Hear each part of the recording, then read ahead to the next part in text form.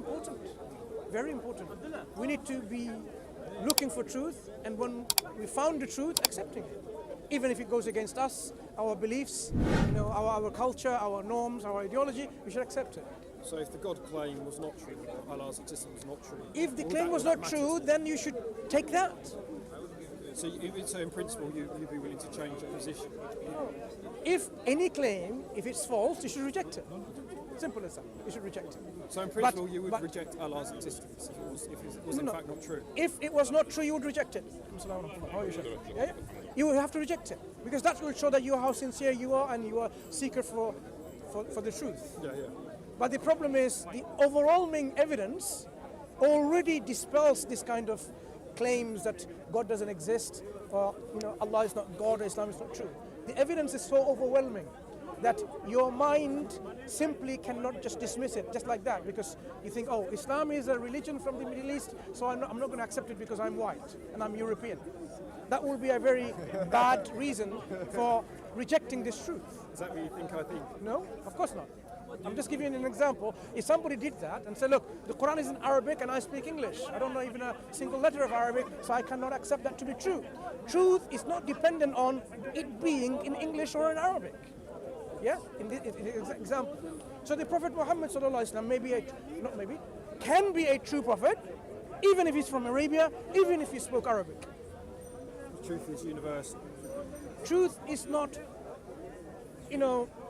related to a certain skin color, a certain skin language, or anything. Yeah? It's independent of all of that. Sure. Yeah. So when you examine the Quran, you will find that the Quran actually engages with you to bring back this truth so that you can accept it. To give you an example, the Quran says,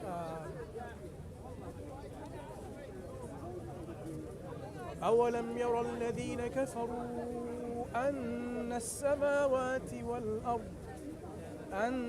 السَّمَاوَاتِ وَالْأَرْضَ كَانَتَا رَتْقًا فَفَتَقْنَاهُمَا وَجَعَلْنَا مِنَ الْمَاءِ كُلَّ شَيْءٍ حَيٍّ أَفَلَا يُؤْمِنُونَ.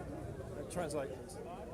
Do the unbelievers not see that the heavens and the earth as one piece, and God parted it asunder, and He brought every living thing from water? Would they then not believe? My point of emphasis is on the last part of this ayat of the Quran. Would they then not believe? What is the Quran is doing? Simply, it's not saying you must now believe. It's asking you a question by starting with a situation. Do the unbelievers not see? Okay, so it's dealing with a question about disbelief by a group of people or person who doesn't believe in something. And then it tells you, do they not then see? And then it gives you something like an evidence of some kind. And then at the end it says, would you then not believe? So this kind of process is one, addressing a position of disbelief in something, provide something to support that this position of disbelief is not really valid, and asks you, would you then not believe in it? So the last statement is very interesting. Why does it say, would you then not believe?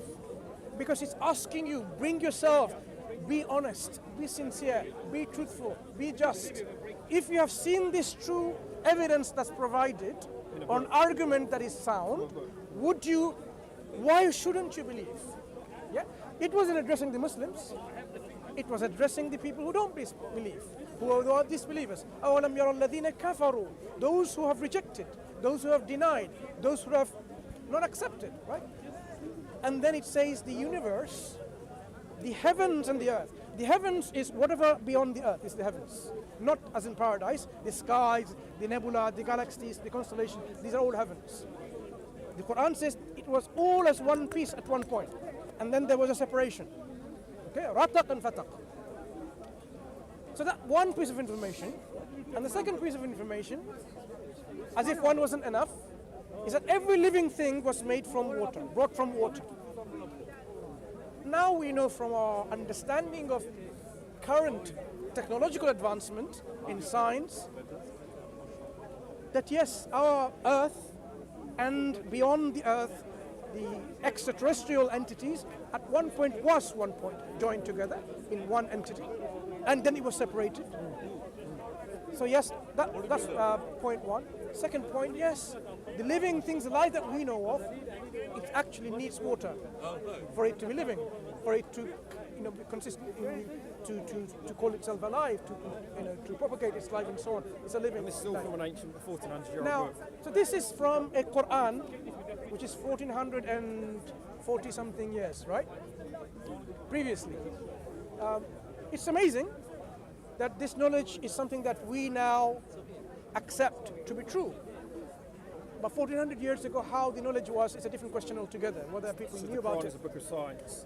No, that's what I'm saying. I'm not even proving anything about science or Quran being a scientific miracle. I'm focusing on the last part of this collection of ayahs. Would they then not believe?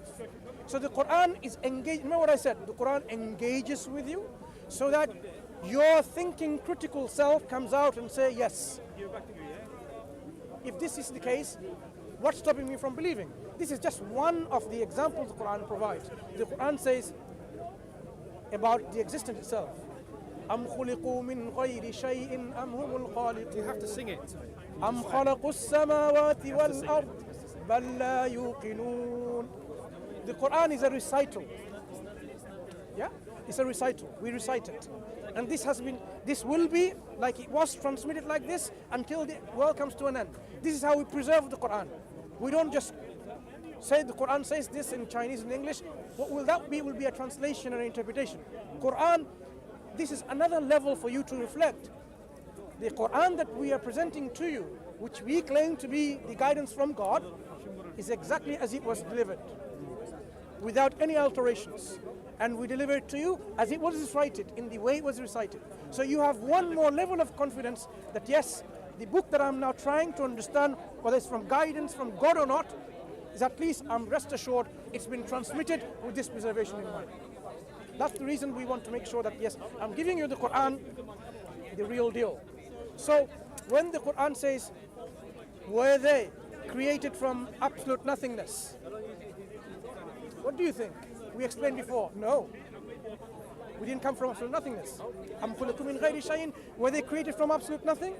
The answer is no. أَمْ هُمُ الْخَالِقُونَ. Did they create themselves? No. أَمْ خَلَقُوا السَّمَاوَاتِ وَالْأَرْضِ. Did they create the heavens and the earth? No. And the Quran then rhetorically asks, or even makes a statement, بَلْ لَا يُقِنُونَ. They have no certainty. They are not certain. They have no certainty. Clear, Mansour, that the questions that he has in his mind are found in the Quran. That's what I'm introducing. That's what I mean. Do you I'm agree? introducing. I've read the Quran in English. Yeah. So what I'm introducing to you these two examples. Quran engages with you. It engages with you. It does. It is not a Engage book. with me. I find it very dull. So when the Quran asks you as a disbeliever in God about the heavens and the earth, and then asks you, would you then not believe? Disbelieve. No. Those who reject, right, belief. Consider that way. I'm Don't. not convinced it's true. No. Yeah. So, not being convinced it's true, then he asks you, would you then not believe? So you have to deal with this question. That's how the Quran is engaging with you. So the Quran does engage, but you need to really ask yourself, it looks like it's engaging with me, let me deal with it. It says the Prophet is a messenger of God, and if it wasn't the case, people would have already pointed this out, that he was not a prophet of God. His people would have said, okay, we know where you learned this from. But they couldn't, because they know no one taught the Prophet. So where does the Prophet know all of these things? I mean, how does this Prophet know? Because he is delivering this Quran, and he says, he's made, God has made, the originator, the creator has made the mountains like pegs. I've heard this before. You've heard this So before, there's right? There's no errors in the Quran, is that what you're saying? I'm just simply telling you, the way the Quran engages with you is to really use your rational faculty, ask questions, and then you surrender to it. Say, I accept from God or not. So I am not. just follow- I am follow not. that The then. examples Mount- I've mountains like pegs, you said. the examples I've given you It's not I'm saying, okay, there's a scientific miracle in there. This is not my point. I'm saying how the Quran engages with you. Do they not see that God has created like this and that He's created mountain-like pegs? And that's what the mountains are. Most of it is underground. So it's a description which is understood by a lay person with no knowledge of geology, and it is understood equally by a professor of geology. So the Quran is now giving you another level of its deliverance. The way it's delivered is that it is independent of your level of knowledge. Did it talk about It talks to you. It talks to you whether you're a scientist or whether you're a person on the street. It's on another level. The Quran engages with people in such a way that it doesn't have to differentiate between you're a professor or a non-professor. It can equally speak to all of you at once. The mountains are pegs, most of it's underground. Isn't that the case? Does it not elaborate on plate tectonics, the Quran? The Quran is not teaching you about geology. The Quran is simply alluding to a fact to think. With the mountain, most of it's above ground. It's not below ground. It's plate tectonics. A mountain is not mostly above ground. If you look at the mountain range, whether it's these Himalayas or the Alps and so on, mostly down. We are like a tip of the iceberg. If you remember what an iceberg is, the iceberg tip is just a little bit, and the rest is all underground, in the water. I didn't think that, maybe I need to brush up on my. You can have a look at. You can look at. You can check it out. I thought most of the mountains are above ground. No, it's not. It's not that case. Before asking, Also, like you just said, an iceberg on water. Most of it's that underground. this world has a creator. No. You should start from I don't believe that the universe is a creator. yes. So I don't believe the cosmos so is. do you believe that you are? I mean, your life is real. I mean, you are here with us. I believe I'm here standing in a park talking to men about religion. That's my belief. So What are you asking me?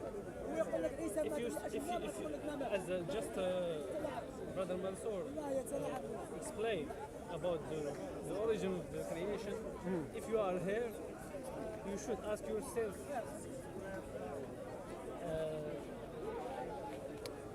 Why am I here? not why, but how you are here. I mean, humankind, for example. I don't think an What is ancient. the origin of humankind? Just The origin of what, sorry? humankind. Humankind. Well, I don't think the Quran gave me the answers. I read the Quran in English. It didn't give me the answers I wanted. It certainly didn't. You have already an answer that you. I don't think the universe is an endless mystery, as I keep saying to this other chap. I think it's existence is a mystery. We'll never understand it. I think science does a better job of explaining reality than religion ever did. I Even think the scientists, Quran- they are not really sure about the origin of humankind. I don't really see why you. I just want to bring one example. The Quran makes a particular statement in a very much of an emphasis using a style called oath. Now when you say you swear by something, right? The Quran uses a style with this to make this emphasis very great. It says, makes oath about مواقع النجوم. Now, when you look at the stars at night, yeah, what's your impression when you look at a star? What are your impressions? What are I'm in awe. I think it's very impressive. no, no. When you look at a particular star, Just to answer your question, I said I'm very, it's fascinating. when you look at a particular star, what do you think that star is? Tell me about what are the things that you think that are true about this star. It's another sun, millions of miles away, potentially light years away. Yep, It's within our galaxy. yep. Is still there, for example. Brother, please, right? Why can you not interject? It's not an introduction. I have a particular line of thought. I want you to really, steer your mind to come to an answer. It's important. So sometimes it's not very helpful when, you derail the thought or provide an answer which will not be beneficial in this one. So I apologize, but, it's very, very important, brother, to understand. If you don't know the way I'm talking, then you will not be helping me, rather you'll be, yeah, right. So about the stars, yes, distance. Base. Yeah. No, same thing. I mean, if you... Yeah, it's another sun, millions of light years away. Yeah. That is made potentially has its own planetary system. Yeah. You know, it's another star like our sun. Might be much larger, might be much smaller. Yeah, it's one of 400 billion in our galaxy alone. Yeah, Yeah. Wonderful. Yeah, it's very pretty to look at. Okay. Yeah. Anything else about the truth of that star? Any other truth that it comes to your mind? You mentioned a few things. Anything other? Well, I wonder about it, how old it is, how far through its lifespan it is, how large it is, if it has its own planetary system. That's about it. Okay. It's very pretty to look So, at. so what this brother, listen, what this brother already questioned this is precisely what I was going to say at the end. But because being knowledgeable enough, he tried to bypass all of that, but sometimes it's not right. He was going to ask you. Now I'm going to ask you, did it ever occur to your mind, the Sheikh may explain even better, is it still there in the position that you saw? Oh, okay, so yeah. مواقع النجوم. Because it's so far away, I might be looking back into the past because it's taken. No. It could be if you like. If it's our closest star is like 4.5 light years away. No, when so when you look at that star, you're looking at how it was 4.5 light years ago. Yes, that means when you see the star isn't there. See the position of that star. You are only Or it's seeing not how it looks. no, you're only seeing looking into the the past. position of the star long time ago. Yeah. Right. This is what the Quran emphasizes with the note. With the mawaqi' an-nujum, with the position of the stars. Think about it. This book is coming from someone who is telling you to think about the position of the star. If you did not have really thought about this, in fact, that's why I kept on asking you, what other truths do you think about the star? The fact is, the star isn't there. It's just the position of the star that you see. And the following verse, the interesting thing, the following verse, Allah says, وَإِنَّهُ لَقَسَمٌ لَوْ تَعْلَمُونَ عَظِيمٌ. And it is a great oath if you are able to know what is it. So he's addressing those Arabs, if you give the space to the camera, yeah? So he's addressing those Arabs at that time, saying to them, it is a great oath. The position of the star, it's a great oath, but you are not yet aware of that. You are not yet aware, have the knowledge and the capability to understand what I mean by that. That's in an indirect way. وَإِنَّهُ لَقَسَمٌ لَوْ تَعْلَمُونَ عَظِيمٌ. Yeah? So if you know that it's a great oath, if you know, yeah? So Allah is saying, addressing that the position of this is something great, which you need to ponder. So what you say, just to cut through all of it, 'cause I'm sorry, I find it, when we talk about religion, I find it very, I don't really disrespectful, I find it very dull. It doesn't interest me that much. What you're saying is that this is prophecy. Science has since discovered this. No. And it was, What I'm saying it was espoused in the Quran 1400 years ago. What I'm just simply, that's why I tried to ascertain from you, what do you know about the stars? Now you know the position of the star is something that the people of science are telling you. Yeah, the star isn't there, science, yeah. right? It was, in fact, a great deal of Muslim contribution on astronomy about stars and naming them as well that we came to know about stars in the first place. But we're going back 1400 years ago, looking at the knowledge at the time, to make statements. I mean, I've given you 3 statements so far from the Quran to show you how the Quran engages with you. All of them, you would say they're amazing. How the Quran talks about the position of the stars when, I mean, not many people would know that this is what it is when they look at the stars.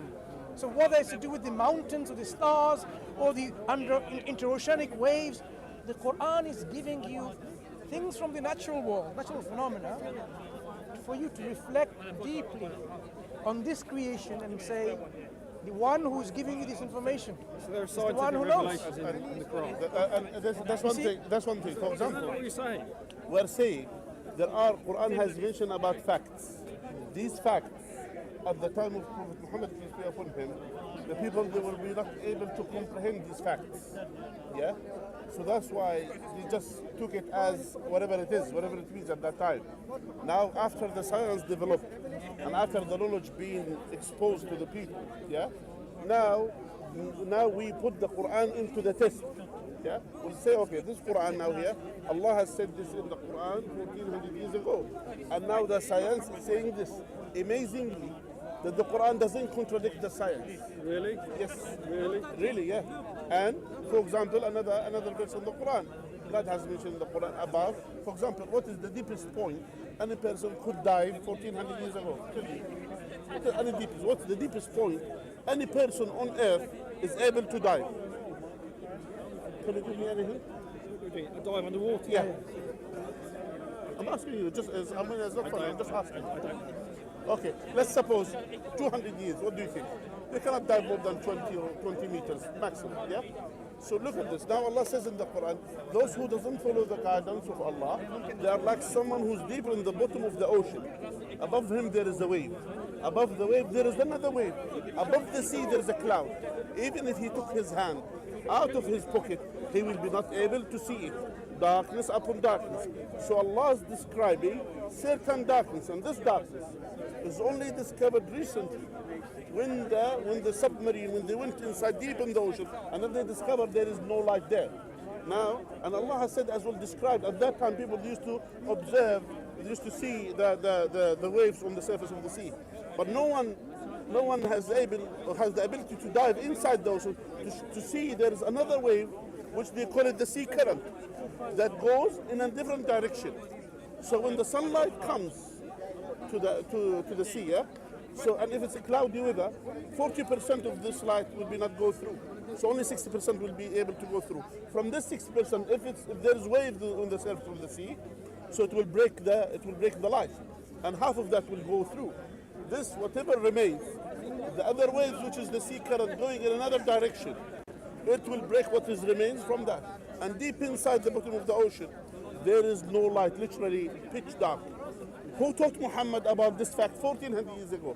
Where Mecca wasn't around sea, so Muhammad wasn't living around sea, even though he might saw sea here and there. Yeah? But we're talking about here the depth of science. Isn't it possible I thought he was a merchant who travelled and he might have picked up that knowledge? Okay, I ask you, how, even if you travel, what is the deepest point any person could dive? To observe there is pitch darkness, there is no light. And another waves in this side, and waves in another side, another direction, which is the sea current, which only you need literally to dive 50 meters or 100 meters in order to see the sea current. Doesn't modern science completely just eclipse anything written in the Quran or any ancient book or the religious scriptures? Don't they just pale in comparison? Remember, the point that I am making to you is not highlighting to you the Quranic amazing things. I am simply saying this is how the Quran engages with you. A man of modern day with the technological advancements all around you. And the Quran is engaging with you with those information that would have been certainly amazing then, and to you, you will say, amazing, at least to the least. So when the Quran engages, it does engage not just with simple things, oh, believe or go to hell. It actually, and in a way, very critically. Do you know what the Quran says? No, just Insult to my intelligence. sorry? Mountains as pegs. Yeah, It's not true. Yeah. It's an insult to my intelligence. You can look up whether the mountains have the depth underneath more than the top there or not. You can check this out.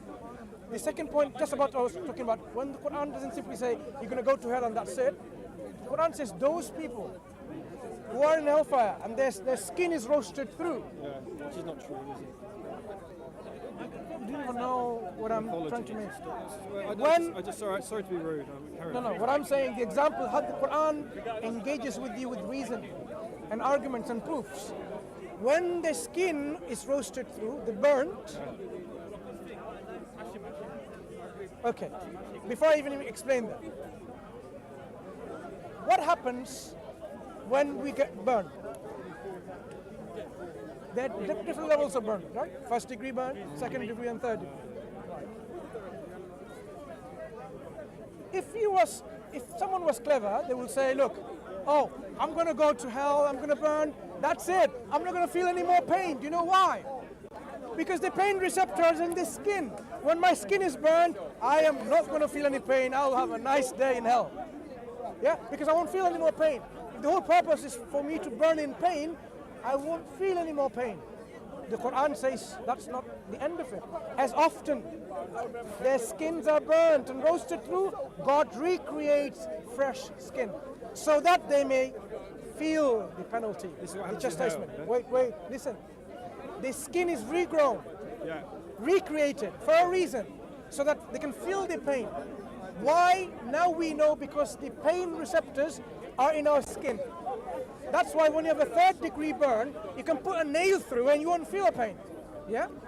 So the Quran is not only giving you a threat about hellfire for those who reject God, but also gives you a mechanism of how God will punish you, a scientific mechanism. So I am not telling you this is about science. I'm telling you, look how Quran, the author of this Quran, the creator of this universe, engages with you and reasons with you. That's the point. I'm not here to telling you how miraculous the Quran is from science or not. No, I don't have to say that. I can tell you the Quran is true because the Quran has so many levels of evidence within it. Do you find it unfathomable that I don't believe it? When I don't believe any of this is true. This is just nonsense to me. This is just mythology, archetypal stories. No, I don't find it unfathomable. I find it that it's, You yes, think I'm ignorant? it's not about ignorance. It's the not proper use. I'll tell you several reasons. Not about you personally, but those who share this kind of character traits in terms of their dealing with these issues. Number one is to not process the faculty of rationality properly. The intellect is there, but it is not being used properly. It is not being utilized and applied. Number two, what we call stubbornness and arrogance. That having seen that, they're stubborn and arrogant enough to reject it. It's not for me. How can it be? I don't accept it. Knowing the truth. So these two elements are a key feature missing in many people, right? Could that be missing in you, in most Muslims? This is Sorry? why could it be missing in you? As These I said, faculties? This yeah. is why you still believe these things. No, I am not disbelieving. I'm believing based on using my rational Maybe faculty. your belief And is equal. Maybe your belief is wait. lack of When I believe Creator exists, I've used my rational faculty, so it's a right exercise of the rational faculty, the intellect, to believe in it. I am not saying I'm going to reject God just because of that. If I believe in God, then I have to listen to God and do God's will. No, I am not going to be that stubborn and arrogant. So I'm exercising my rational faculty and submitting and surrendering in humility rather than in arrogance and stubbornness. So my position is praiseworthy. The other position is blameworthy. That's the difference. Chaps, it's been a pleasure. Take care, my friend. All right, okay, take care.